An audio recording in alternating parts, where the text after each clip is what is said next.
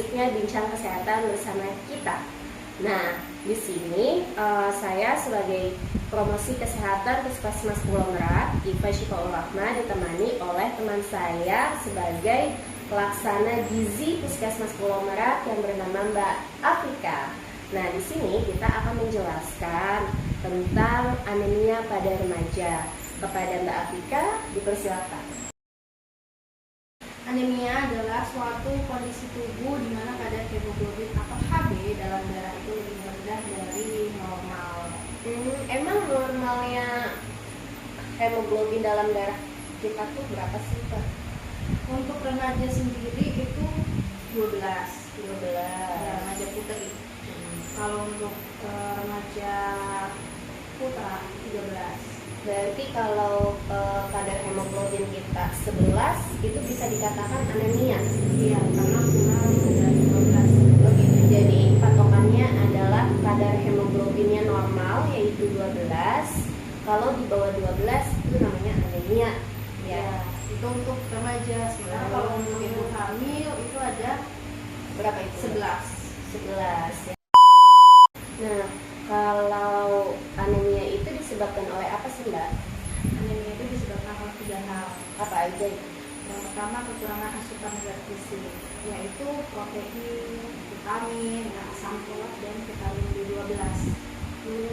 Kemudian mineral, yaitu zat besi sendiri, sehingga mengganggu pembuatan hemoglobin. Oh gitu. Kemudian yang kedua itu karena pendarahan. Contohnya kita nih sebagai wanita menstruasi. Nah, itu menyebabkan hilangnya zat besi. Oh gitu. Jadi karena kekurangan asupan zat gizi ya, makromikronya gitu ya. Terus tadi apa lagi? Kekurangan zat besi ya. Terus sama kita mengeluarkan darah setiap bulan itu ya yang bikin anemia. Jadi kan kita sudah mengetahui ya apa itu anemia.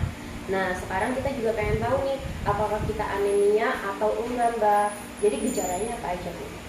Nah, gejala yang sering ditemui pada penderita anemia itu ada 5. Apa aja itu 5L-nya? Nah, ada lesu, lemah, letih, lelah, lunglai. Gitu. Jadi merasa lemes gitu ya, terus kayak pusing-pusing gitu berarti ya? Iya, disertai dengan kepala pusing, sudah berkumam-kumam, sudah mengantuk. Pucat nggak? Ya, Kan pucat ya? Oh gitu. Kalau teman-teman netizen sudah merasakan kayak gitu ya, 5L, lemah, letih, lesu, apalagi Mbak? Lelah dan mulai disertai pucat, itu harus kita harus waspada dini gitu. Apakah saya anemia atau enggak gitu ya? Dan itu pemeriksaannya gimana sih, Mbak? Pemeriksaannya, tentunya kita harus tahu ya hemoglobinnya. Iya, itu berarti bisa periksa di puskesmas ya, di lab gitu ya. Yang pasti yang harus terpercaya labnya gitu, biar hasilnya akurat. Nah, kalau itu kan tadi kita udah tahu apa itu anemia, gejalanya, terus apa namanya batas normalnya anemia ya. Terus siapa aja sih sebenarnya yang beresiko untuk terjangkit anemia itu? Yang beresiko remaja putri. Oke. Terus yang paling hamil, ibu hamil, ibu nifas. Itu yang beresiko. Rata-rata perempuan ya, karena Ya, kenapa itu? ya, karena kita haid setiap sebulan sekali. Terus pas hamil juga kita mengeluarkan darah yang banyak, imunitas juga. Jadi lebih beresiko kepada perempuan ya dibandingkan laki-laki. Jadi apalagi tuh yang harus kita lakukan untuk mengatasi anemia atau mencegah anemia itu, Mbak Afrika? Ya, tadi kan bisa ditolak dengan suplementasi tambah darah ya. Kemudian juga kita bisa dari makanan. Dan itu apa? Dari pangan hewani yang air itu lebih gampang terserap oleh tubuh.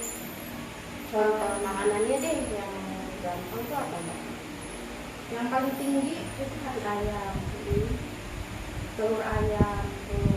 Yang masyarakat kan telur ayam Ya, yang mudah didapatkan ya. Terlebih kuning telurnya itu paling tinggi untuk kandungan zat besi. antara makanan lain itu apa, hati ayam ya, yang merah-merah gitu ya. Kalau dari sayur-sayurannya ada nggak nih Mbak? Ada sayuran hijau.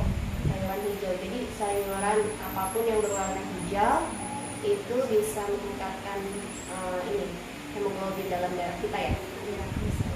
Jadi teman-teman, selain kita harus minum tablet tambah darah, kita juga harus memenuhi gizi seimbang kita ya dalam makanan sehari-hari. Sehari 3 kali itu harus ada protein hewaninya, ada sayurnya ya, tentu ada karbo dan lemak.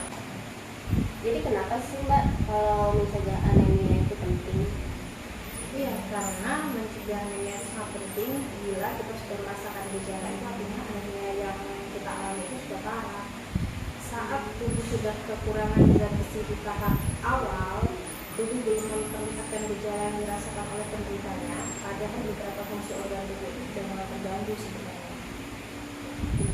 Jadi pencegahan anemia itu sangat penting ya, karena bisa bikin drop juga gitu ya, bisa bikin drop apalagi perempuan yang setiap bulan mengeluarkan darah, yang hamil, yang nifas gitu. Jadi harus ada regenerasi sel darah merah itu sendiri ya.